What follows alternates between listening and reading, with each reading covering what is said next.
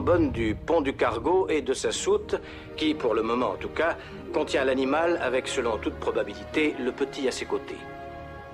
À l'heure qu'il est, selon nos calculs, ils devraient être à mi-chemin environ de leur périple. Jim, est-ce que vous m'entendez là-bas? Oui, très bien, Bernard. Nous sommes effectivement à mi-chemin de l'île. Elle est à 206 000 marins de notre position actuelle. Le cargo avance à environ 20 nœuds, ce qui devrait le faire arriver aux alentours de 11h30, heure locale. Une des principales préoccupations de la marine dans cette aventure a été la sécurité. Et lorsqu'on voit l'impressionnante armada qui escorte le cargo, on ne court pas le risque de voir se reproduire l'incident de San Diego. Bien. Nous revenons dans nos studios un moment pour diffuser l'interview que nous avons enregistrée aujourd'hui de John Hammond.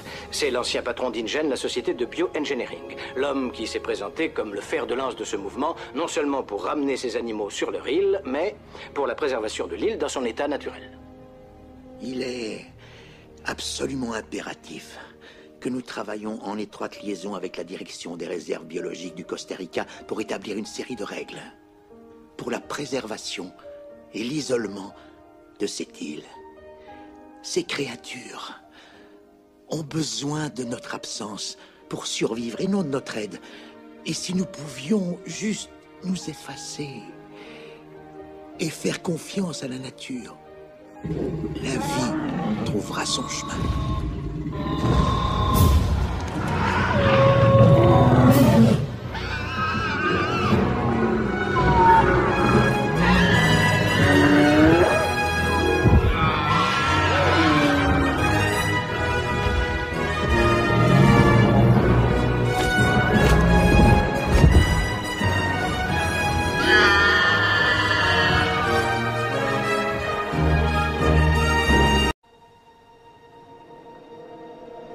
Combien de preuves vous faudra-t-il encore?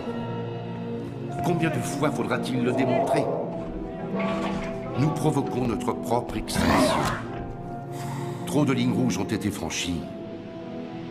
Et notre planète a été de manière fondamentale polluée par l'appât du gain et des politiques mégalomaniaques. La puissance génétique a été libérée. Et ça va bien sûr tourner à la catastrophe. Ce changement est devenu inévitable dès l'instant où nous avons ramené le premier dinosaure à la vie. On parvient à se convaincre qu'un changement brutal est un fait survenant en dehors du cours normal des choses, comme un accident de la route, ou qui échappe à notre contrôle comme une maladie incurable. On ne conçoit pas qu'un changement radical, irrationnel, puisse être une trame du tissu même de l'existence. Pourtant, je vous garantis que c'est le cas. Et c'est ce qui est en train de se produire. Les hommes et les dinosaures vont être forcés de coexister.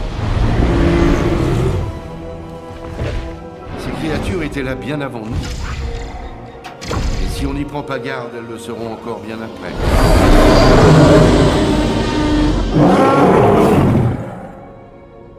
Nous allons devoir nous adapter à de nouvelles menaces insoupçonnées.